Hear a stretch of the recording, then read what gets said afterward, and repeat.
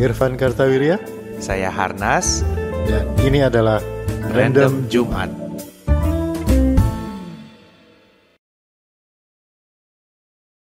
Halo. Masih Random Jumat, masih di warung baksonya Harnas.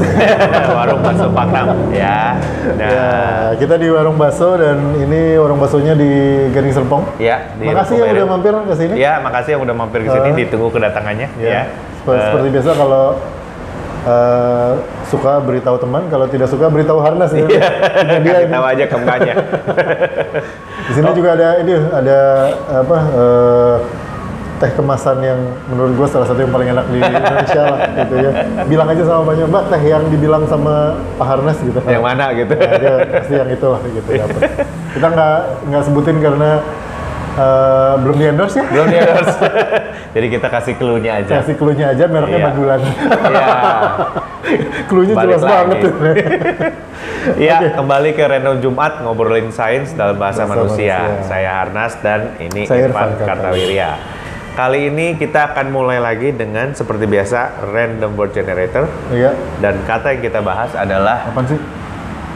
protection. Protect. Nah.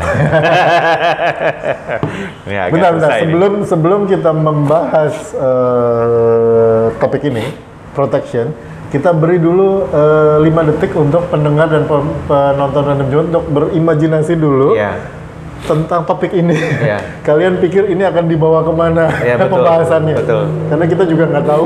Ya, 5 detik pertama yang lu bayangkan apa, Van? 5 Nah, detik pertama. Gua protection itu yang gue bayangkan ya adalah kaos yang sering gue pakai. Karena ini sekarang gue pakai kaos yang tulisannya ini dari Kang Riddler. Kang Riddlernya Batman. Jadi pertanyaannya naon gitu kan, kalau di real what gitu. Iya. Sebagai tanda Oke. tanyanya Riddler nih, Riddlernya The Batman. Ini dari versi Sunda Empire.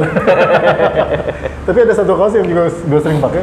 Ya, kaos gue tulisannya protected by antioksidan. Oke. Jadi begitu tadi protection gitu, yang gue langsung kebayang adalah, wah mestinya gue pakai kaos yang itu. Pas tuh tulisannya protected by antioksidan. Kalau kalian mau kaosnya, nanti linknya gue kasih di bawah. Kalau gue yang kebayang rasa strawberry, man. Strawberry, Oke. pisang. Strawberry Oke. dan pisang gitu ya. Kalian tahu lah ya. Dan apa namanya?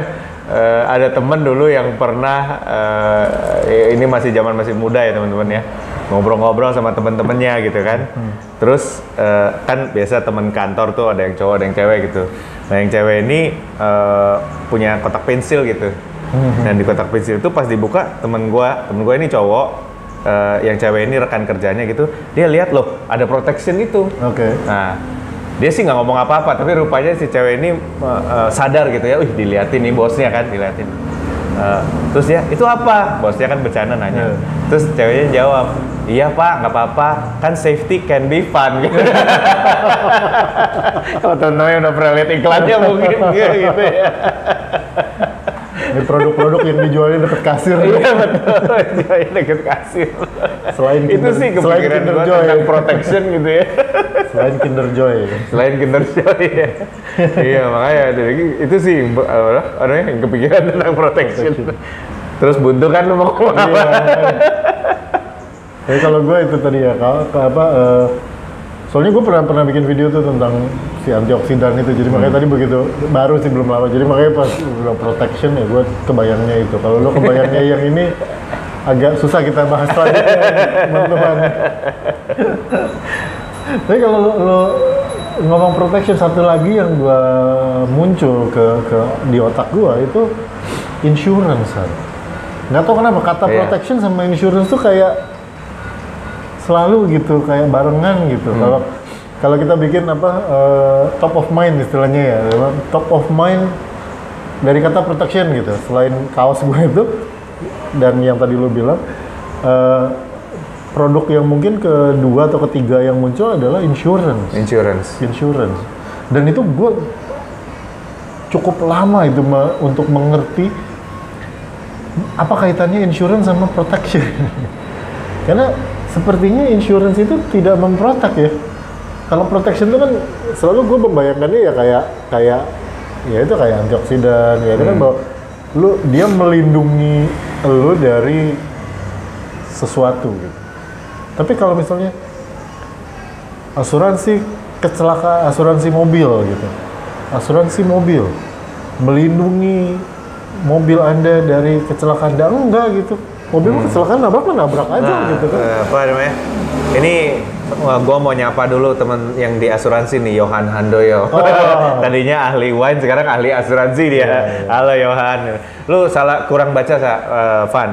Melindungi dari resiko kecelakaan. Itu pun gua resikonya yang dilindungi. Gue cukup lama juga itu memahami itu. Jadi bagaimana hubungannya antara proteksi resiko dan asuransi itu, karena gue selalu membayangkan asuransi itu melindungi lo dari keparahan setelah terjadi kecelakaan gitu. Jadi kayak kalau lo terjadi kecelakaan, misalnya mobil lo nabrak gitu, ya lo nggak mikirin duit buat ngebetulin mobilnya gitu, atau masuk rumah sakit lo nggak mikirin. Jadi melindungi lo dari kepusingan lanjutan gitu. Iya betul. Nah itu resiko kan? Tapi tidak melindungi lo dari kecelakaan. Tidak melindungi, gitu. Tidak menghindari kecelakaan. Iya, tapi menghindari dari resiko kecelakaannya gitu kalau menurut gua mah. Gitu. Tapi resiko emang sih asuransi itu apa ya? Masih menjadi momok gitu ya. Ada yang setuju, ada yang enggak dan sebagainya. Tapi kalau menurut gua mah itu bagian dari sistem finansial manusia modern ya, yang pengen hidupnya tuh nyaman gitu. Ya, artinya gua dilindungi dari resiko sesuatu yang akan terjadi gitu. Mau kecelakaan, mau apa. Nah, si perusahaan ini ngelihat risikonya berapa, kemungkinan kejadiannya berapa, terus gua bagi pembayarannya berapa. Gue suruh lu bayar gitu. Basically kan asuransi kan begitu ya. Misalnya kesehatan gitu kan. Kalau ada apa-apa, lu sakit terus nggak punya biaya gitu. Nah, kemungkinan sakit lu berapa persen gitu. Ya kan? Terus lu mau bayar berapa? Digabung-gabung akhirnya kita bisa bayar setiap bulan. Tapi kalau kita sakit aman. Karena kan? Misalnya BPJS lah misalnya gitu ya, lu bayar iuran BPJS sekian ratus ribu sebulan gitu misalnya, atau berapa puluh ribu setiap bulan.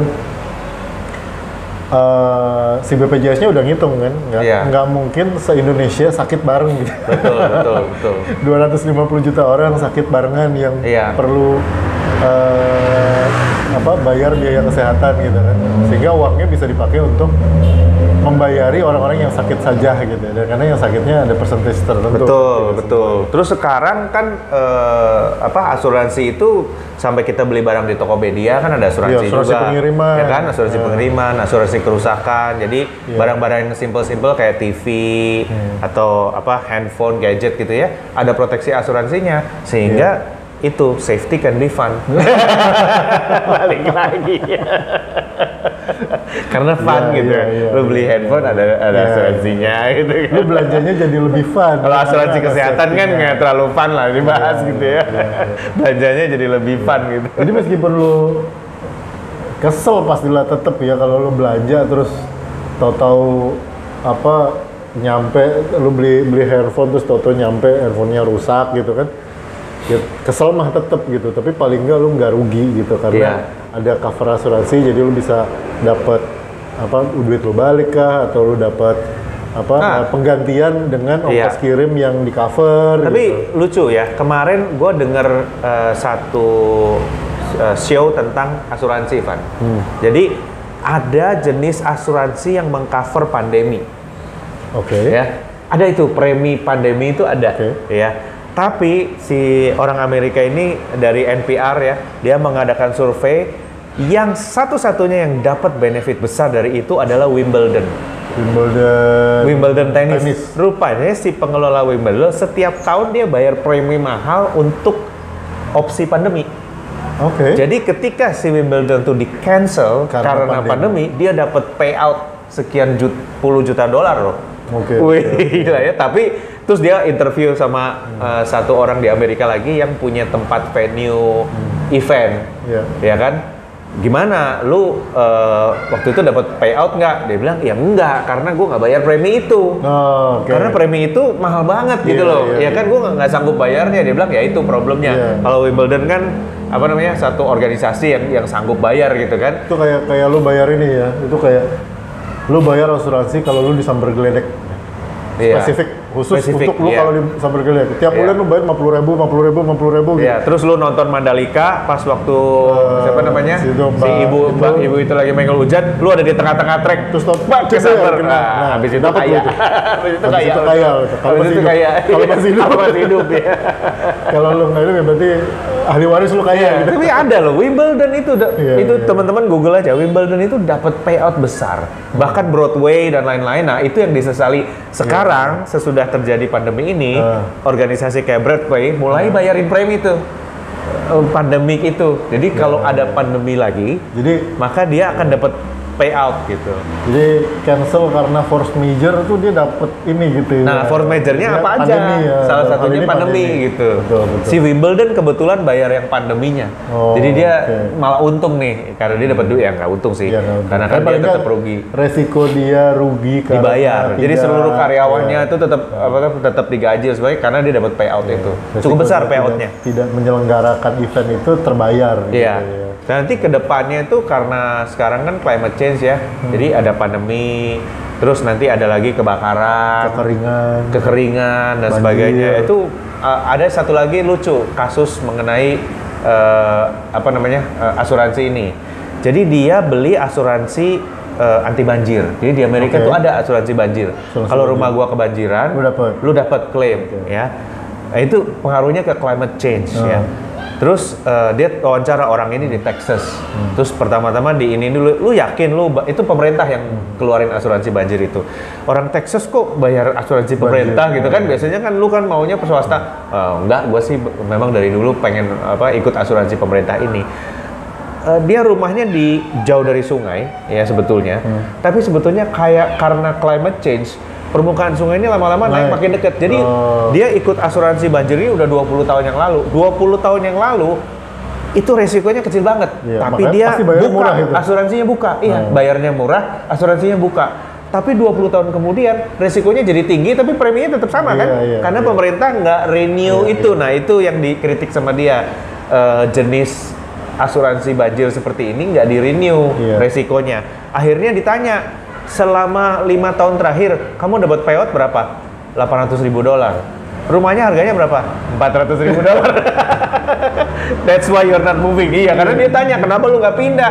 Ya ngapain gua pindah, tiap kali banjir gua dibayar nih. Gitu. Banjir, bayar, betulin, tungguin kebanjiran lagi, bayar lagi. Karena nilai asuransinya udah lebih gede ya, itu salah di kontraknya. Dan dia basically acara itu bilang, pemerintahnya lu mesti ganti kontraknya, tapi kan pasti dituntut susah lah.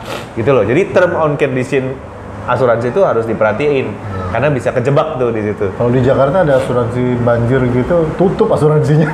Tergantung rumahnya di mana. Kalau di Grogol ya tutup. Tapi kalau di Pondok Indah mungkin enggak gitu ya. Atau Pulau Mas banjir tutup juga. Tapi ya kan itu tergantung resikonya. Tergantung resikonya.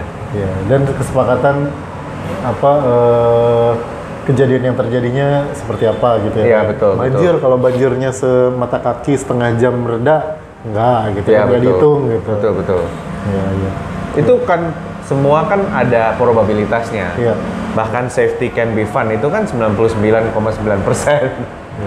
Nggak bisa 100% juga. Namanya protection itu pasti ada weak point-nya, ada titik lemahnya gitu ya. Kayak shield-nya Captain America itu dia memproteksi, tapi kan segitu aja gitu. Lu 2 mili dari batas, dia vibranium tahan segala macam, tapi 2 mili dari diameternya lu tidak terproteksi. Jadi kalau pelurunya Hydra geser 2 mili dari diameter shield-nya Captain America tidak terproteksi. Jadi selalu ada term and condition. Selalu ada term and condition. Selalu ada term and condition ya. Tapi sekarang ini kalau mau negara maju ya, ya mau nggak mau beban bukan beban, tapi biaya yang kita keluarkan untuk asuransi itu akan semakin tinggi. Kayak BPJS kan. Dulu nggak kebayang tiap orang bayar BPJS gitu. Lama-lama kan kita mau nggak mau harus bayar gitu kan, karena subsidi silang yang lu bilang tadi. Dan negara ini udah biaya rumah sakit tuh udah saking tingginya sampai kita nggak bisa biarin orang nggak kelihatan karena dia nggak punya uang kan gitu. Mau nggak mau kan harus ada pemerintah yang masuk gitu. Iya, iya. Dan si BPJS ini ujung-ujungnya akan jadi apa ya, cycle yang sehat gitu. Karena begitu BPJS dibayarin, di manage sama pemerintah, maka pemerintah akan dituntut untuk menjaga supaya rakyatnya sehat. Iya, iya. Supaya biaya BPJS BPJS-nya ini ya, biaya kesehatannya nggak turun jebol, gitu. Biaya kesehatannya nggak jebol gitu. Dan selalu lebih murah membuat rumah sakit baru di berbagai pelosok Indonesia daripada ngongkosin orang sakit berobat di rumah sakit yang jauh. Betul, betul. Jadi Nah itu akhirnya yang terjadi di negara-negara Eropa yang udah lebih dulu, atau Amerika yang udah lebih dulu nerapin ini kan gitu. Pemerintahnya tuh dipaksa untuk mikirin kesehatan rakyatnya, sebab kalau enggak dia nggak bakal sanggup bayarin kesehatan, asuransi kesehatannya gitu. Atau biaya kesehatannya. Amerika sekarang lagi jelek katanya asuransi kesehatannya, lagi mahal pisan gitu. Iya. Jadi orang dipaksa untuk mengambil asuransi swasta yang mahal sekali karena biaya berobatnya pun mahal banget gitu. Iya. Ini orang asuransi bentar lagi komen, oh enggak gitu Pak. Kita sebetulnya nggak gitu ngerti juga. Iya, cuma ya itu kalau asuransi itu proteksinya tuh bukan proteksi terhadap kejadiannya. Jadi lu bayar BPJS itu bukan biar lu nggak sakit, tapi biar lu nggak tambah pusing kalau lu sakit. Gitu. Iya betul. Biar lu nggak tambah pusing tapi lu kalau lu sakit gitu. Karena ke rumah sakitnya gratis gitu. Terus apa operasi, misalnya perlu operasi apa segala macam. Ya kan kalau lu sakit terus lu perlu operasi terus dokternya bilang ya kira-kira ya 120 jutaan lah gitu kan. Iya. Dan lu nggak punya duitnya kan pusing ya. Tapi ada apa ya? Ada faktor waktu dari asuransi ini yang menarik, Pan. Waktu gua lulus kuliah tahun 2001, 2002 mulai kerja gitu ya. Gua beli asuransi jiwa. Oke.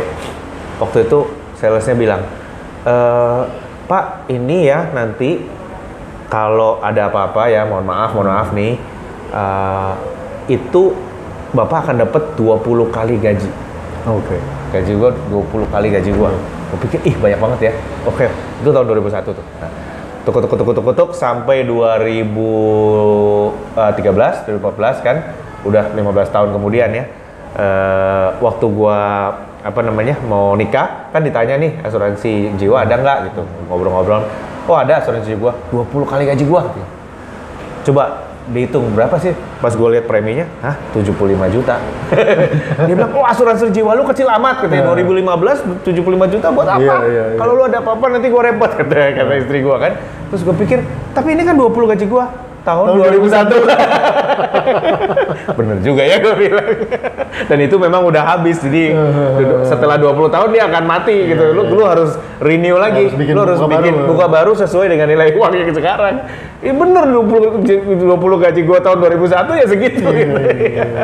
Jadi asuransi itu akan berjalan terus teman-teman. Dulu kita cuma punya satu ya, sekarang 5 tahun ada lagi. Bahkan ada satu temen yang cerita begini. Ada orang tua yang beli premi asuransi untuk anaknya, tapi miliaran. Jadi daripada gue kasih dia duit warisan, gue kasih aja deh polis asuransi gitu. Jadi dia akan dapat uang sekian yang manage asuransinya. Itu ada juga loh seperti itu. Kalau mereka meninggal gitu akan di-manage sama si asuransi itu uangnya. Itu lucu juga tuh. Itu memproteksi masa depan. Memproteksi masa depan dia. Memproteksi masa depan. Ada satu yang di bank juga ya, itu lucu juga. Agunan, dia dapat pinjaman. Kalau misalnya pinjaman misalnya 1 miliar, kan agunannya biasanya rumah, mobil gitu. Ini agunannya duit. Jadi lu taruh 1 miliar, itu bank akan keluarin 900 juta loan atas 1 miliar lu. Gue bilang, kalau lu punya 1 miliar, kenapa nggak lu pakai aja? Oh, itu dipakai untuk orang tua yang mau didik anaknya bisnis, Pak. Jadi dia taruh uangnya 1 miliar di bank, lu kasih tahu bank, lu keluarin cairin ke anak gua, setiap 30 lu lagi. Kalau gua kasih itu, gua deh habis dia bilang gitu. Jadi gua gitu caranya. Itu waktu zaman ini tuh banyaknya tuh gua tahu tuh, zamannya warung-warung kopi baru buka. Iya. Nah, itu kan banyak tuh yang ngabisin 2-3 M uang bapaknya. Iya. Gua passion gua kopi, gua anak ini segala macam, sourcing dari Sumatera, dari mana datang, kafe bagus-bagus, beli ruko segala macam, 6 bulan tutup. 2-3 M goodbye gitu. Iya. Orang tuanya mungkin mikir gue daripada gue kasih 2M ke anak Iya, gua, itu 6 ada. bulan Jadi, habis gitu, iya. mendingan gue masukin ke situ, Iya, uang suruh tagih. iya, zaman itu kan untuk memproteksi juga gitu ya. Iya. Uang itu dijaminin lagi sama dia. Itu ada yang pakai asuransi, ada yang pakai ini. Gue pikir benar juga. Ada yang pakai asuransi, ada yang pakai pinjaman kayak gitu. Pinjaman itu, iya. Tapi artinya memproteksi. Tapi satu hal memang kita nggak bisa tahu masa depan sih. Iya. Ya, we cannot know the future. Itu makanya bisnis proteksi apapun itu ya, yang safety can be fun sampai dalam bentuk polis itu. Karena itu juga memproteksi masa depan yang itu. Iya, proteksi masa depan betul. Proteksi masa depan. Karena kita nggak pernah tahu masa depan, selalu akan ada bisnis dari situ gitu. Ya, kayak waktu di bukunya Yuval Noah Harari itu, oh bukan, Daniel Kahneman tentang pasar saham, tentang pundits dia bahas ya. Daniel Kahneman itu pemenang hadiah Nobel ekonomi, tapi yang lihat dari sisi psikologi. Dia bilang nobody knows the future, dia bilang. Jadi kalau kita diwawancara ada ahli, oh berikutnya kita kan begini, itu cuma nebak aja sih begitu ya. Nebak. Semua juga nebak. Bisa jadi besok tumbang, ya dia nggak bakal tahu apa-apa dia bilang gitu ya. Makanya selalu ada kesempatan untuk insurance. Artinya because kita nggak tahu future, kita hitung probability-nya, kita bayar resikonya gitu. Mengurangi, ya itu tadi resiko kepusingan tambahan. Iya, resiko kepusingan tambahan daripada ininya apa yang terjadi gitu. Tapi di semakin canggih negaranya, atau ya society-nya, semakin banyak asuransi itu teman-teman.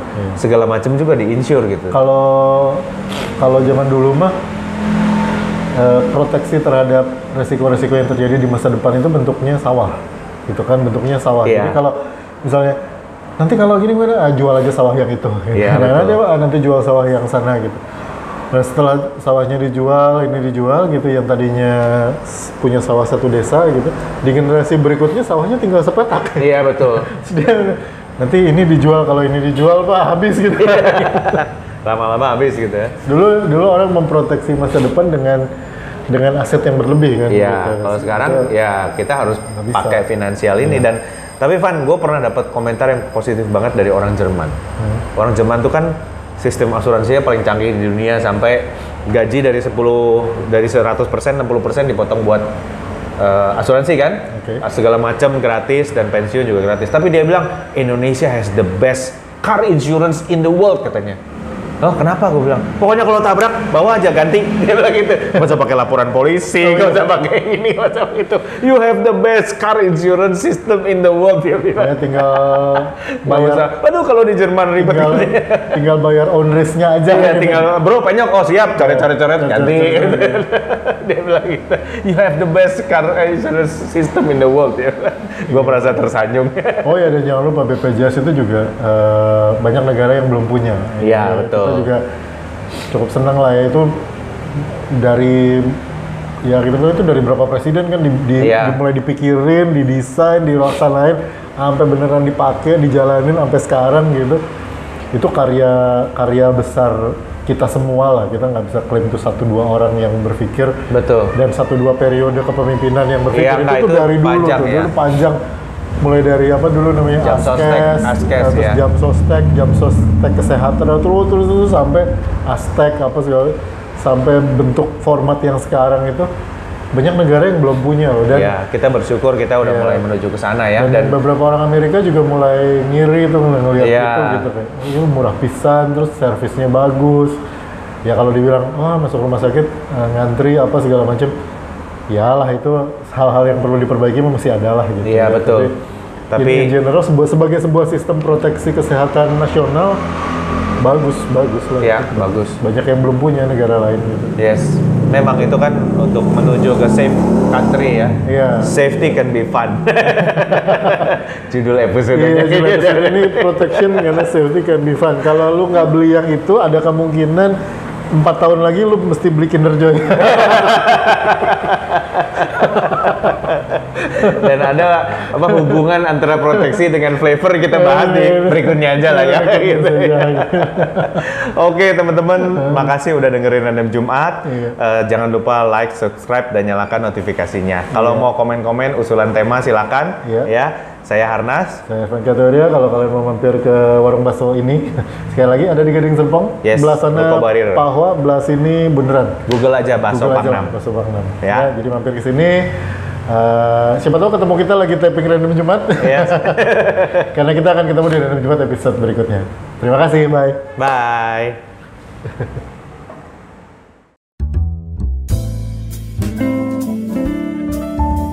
Saya Irfan Kartawirya. Saya Harnas. Dan ini adalah Random Jumat.